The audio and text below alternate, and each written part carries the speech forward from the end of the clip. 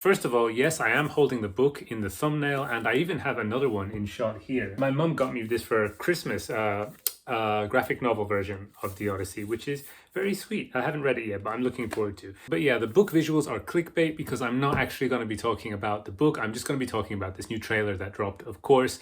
I watched it just the other night and I was sort of like overwhelmed with how much of an expensive train wreck it was.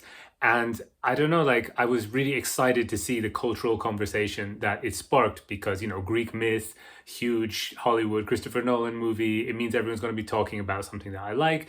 And so I started looking for reactions on YouTube to the trailer. And much to my disappointment, basically the whole conversation seems to be this sort of culture war nonsense about diverse casting. And I'm just not interested, or like it's not enjoyable to watch that kind of content. So I thought I better make my own video. Probably the thing that stood out the most to me personally was the Robert Pattinson character, like Antinöos. I did remember that in the Odyssey, one of the suitors is like a particularly bad egg. But in the trailer, when you watch it, and like you should just watch it if you haven't watched it, I'll link it down below. But yeah, he's like he gives like kind of real villain energy, like kind of the big bad guy. So yeah, the idea of the Odyssey's main villain being one of the suitors rather than Poseidon seemed to me like quite an interesting take that I didn't know if I was on board with or not, especially because I think you do see immortals like Calypso and stuff in the trailer, right? So we're not like doing away with immortals at all, I think, unless they're just like kind of reinterpreting them as humans. But we've definitely got magic, right? Which is important. We've got the Cyclops and stuff like that, although they could be sneaky and do what Homer does really and have that told as like, you know, a narrator like Odysseus or Matt Damon, Odysseus telling people this is what happened to us, and then we have like flashbacks, and so you don't really know was there really a magical creature or not, right? So they could still be going for a sort of non-god, non-immortal, non-magical kind of realist version of the Odyssey. You can't know that from the trailer, in which case it would make more sense that the big bad guy is a human. But yeah, having that kind of sneering, ha ha ha, I'm the bad guy villain, which like Robert Pattinson is doing in the trailer, didn't really seem to fit. Well, a million things didn't really seem to fit the Odyssey, but that's just the one that stood out to me the most. Although it did make me like have a look at this, and actually like quite a lot of it is set on Ithaca. Like he gets home really fast. I totally forgot. He gets home like just past the halfway mark, and the rest of it is just like hanging out on Ithaca with the suitors. So it's not totally unfaithful, I think, to the book to like emphasize the suitors as like kind of the baddies. But speaking of Robert Pattinson, the thing that seems to have made people across the board the most upset about this trailer isn't actually the culture war stuff, although most of the content is based around that, but like it's always connected to this one thing that Robert Pattinson says in the trailer. I'm gonna look it up now so I get the wording right. Hang on. What would he do if he came back here and find all these suitors in his house? You're pining for a daddy. You didn't even know. Like some sniveling bastard. You're pining for a daddy. Aren't we all pining for a daddy? No, I am. The filmmakers have made a decision. Their decision was to have Antinöos speak for all lonely queers, and I'm totally here for it. Aside from the resonant and almost certainly deliberate use of meme-worthy Gen Z slang, the reason why this expression is getting everybody up in arms on the internet is obviously because it's modern. In the trailer, we then see like Tom Holland's Telemachus responding with, "My dad is coming home," right? And then in another scene, we see Odysseus running into battle, saying, "Let's go!" I think the humor of that scene is also the way that he delivers it. Like you don't immediately see that there's an army behind him and he looks kind of flustered and he's looking behind him. He's like, "Let's go!" It's like he doesn't even know what he's doing or what he's saying. Everything about the trailer looks so trashy. Like the colors, the hues, everything looks kind of cheap, even though you know it's so expensive. The famous actors with their famous faces like kind of still don't fit this world at all. It looks only slightly less AI sloppish than the last trailer. But there's so much to talk about here. I could do like an hour-long dissection of this trailer, and I'm not going to do that because, as I mentioned, aside from the unpalatable and frankly boring culture war stuff, this thing that everyone is talking about, and I think like this is across the political spectrum, is the American accents and the use of modern slang. And this for me is something very interesting, specifically the British accent thing. Basically every single reaction that I've seen to this trailer so far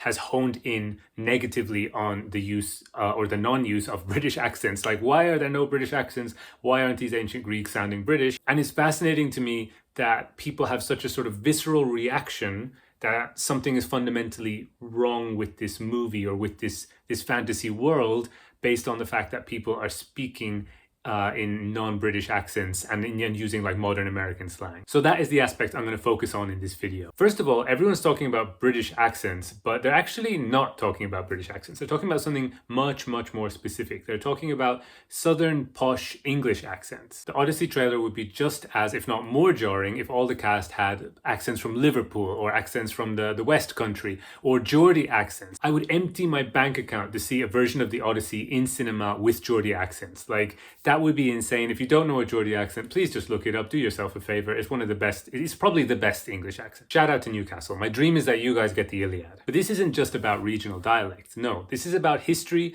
This is about class. And like a good way to like demonstrate this is just imagine for a moment the Lord of the Rings movies and imagine what it would be like if instead of Frodo speaking in the southern posh English accent, it was Sam.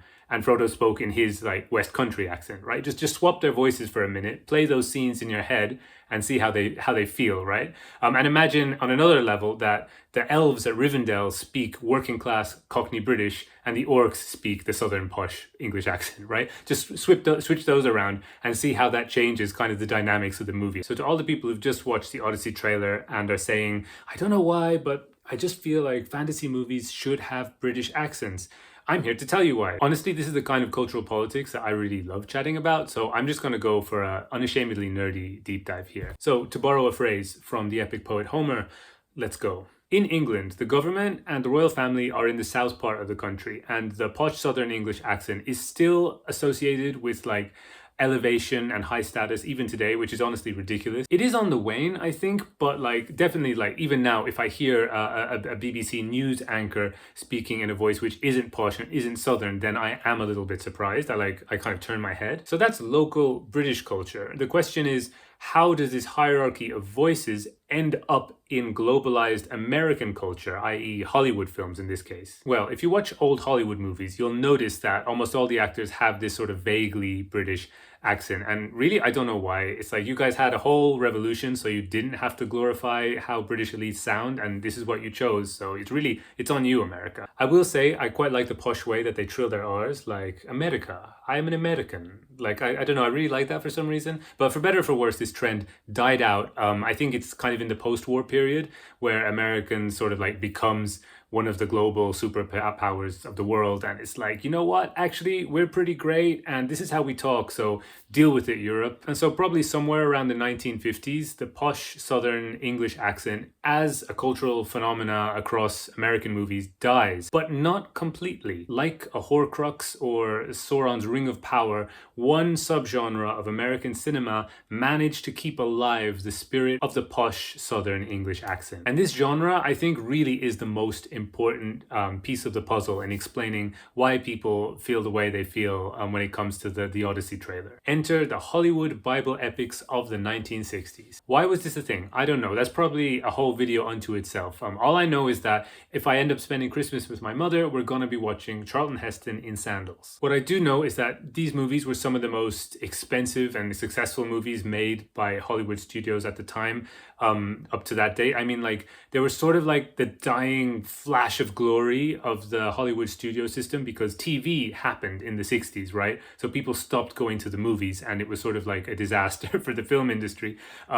But they were, on the one hand, looking for ways to cut back to save money. But on the other hand, they wanted to create something that you couldn't really enjoy at home. They wanted to create a spectacle kind of film which encouraged people back into the cinemas. So something on a grand epic scale was necessary. Something with huge casts of extras, something like with, amazing set pieces and finely detailed sets and all this. Why the Bible? I don't know. Maybe again it was like this desperation of a dying system where they're like, Jesus will save us. Get Jesus in the cinemas, it will get people in the cinema seats. Whatever the reason, what matters for us in the context of the Christopher Nolan Odyssey movie trailer outrage, what matters for us is that the conscious decision was made for some, if not all of these movies, to distinguish the Roman characters from the Jewish characters by resuscitating, you guessed it, the southern posh English accent. So the Jewish characters, i.e. the main characters or the goodies, could be made more relatable to an American audience by sounding like a normal American audience, right?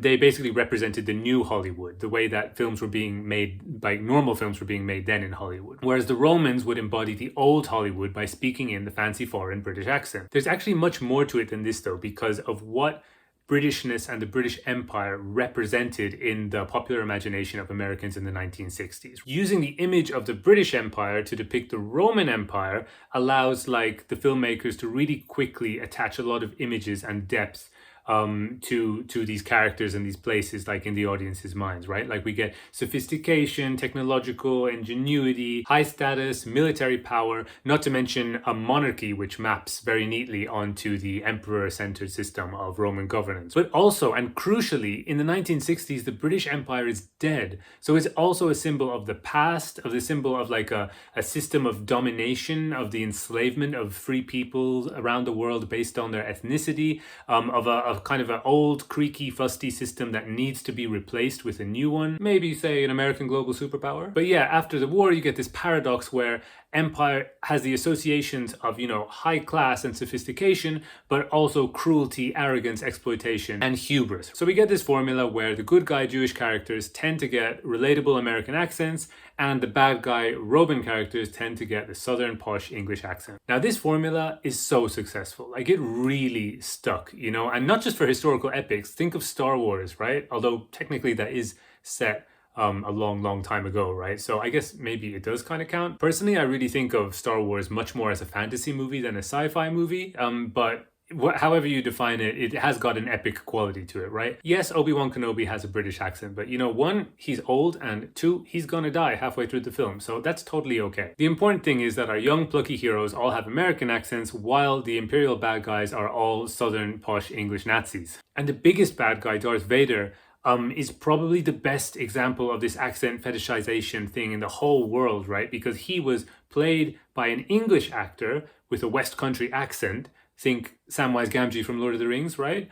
And believe it or not, they didn't like the sound of that English accent, and so they dubbed him with an American actor, the legendary James Earl Jones, speaking in, guess what, the posh Southern English accent. Darth Vader is proof that Hollywood does not actually care for British accents. They would rather have American actors doing fake Southern posh English accents to create that old school villainous vibe or the ancient epic historical vibe. And that brings us back to the Odyssey situation, right? We've got a British director doing an American film where he's directing a British actor to speak with an American accent. And just as much as everyone loves listening to Darth Vader, everyone hates listening to this trailer. Now, ironically, I think what Nolan and his team are probably doing is actually quite similar to what they were doing in the old Bible epics by, you know, just as they were making the Jewish characters try to appeal to a general audience of normal Americans.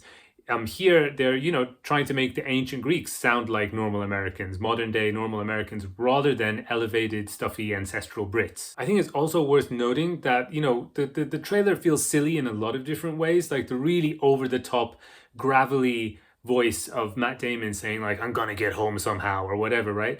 And the fact that the trailer actually ends on a gag, it ends on a really loud whisper of like, I don't think he saw us, or something, and then the Cyclops eats someone. It's like, it's meant to be silly, surely, right? Like, I don't know. Like, for me, everything about that ending is signaling, don't take this too seriously. This is going to be a fun, maybe even camp film. And as a lover of the Greek myths who is very aware of the limitations of what Hollywood can and can't pull off, if they decide to make a really silly B-movie of the Odyssey with a massive budget, then that sounds like a fun time to me. Maybe the real problem here is that Christopher Nolan already has a brand, right? And that brand is bombastic, IMAX, widescreen, super films in Technicolor 3D. And his fans, who I imagine are mostly men, are expecting something epic along those lines, especially if the source material is itself literally an epic. So yeah, I think it's hard to be like into films in the 21st century and not have come into contact in some way or shape with this whole Nolan bro culture, which has, you know, basically existed ever since The Dark Knight made a lot of young men hit puberty. Add that to the whole culture war, diverse casting stuff, and you can really see why this trailer has rubbed people up the wrong way. I do feel like it's a shame that like such an entertaining piece of media as this trailer